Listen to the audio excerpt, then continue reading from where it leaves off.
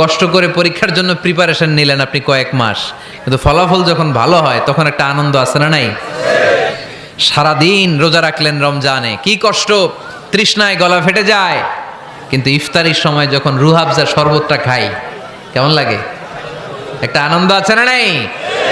এজন্য আল্লাহ বললেন فإن مع العسر يسرا إن مع العسر يسرا ও নবী, কষ্টের দিন মক্কায় অল্প কিছু দিন, মদিনাতে আনন্দের দিন অপেক্ষা করছে।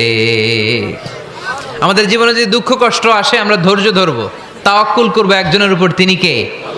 কারণ আমরা বিশ্বাস করি কষ্টের দিন এটা চিরকালের জন্য নয়, সামনে আনন্দের দিন আমাদের জন্য সেট করে রেখেছে কে? তাহলে আমরা সূরাতুল ইনশিরাহ থেকে 3টা নেয়ামতের বর্ণনা শুনলাম, বিশ্বনবীকে কি সান্ত্বনা দেয়া হলো সেটা শুনলাম। এবার 2টা গাইডলাইন শুনে তাফসীর আমরা শেষ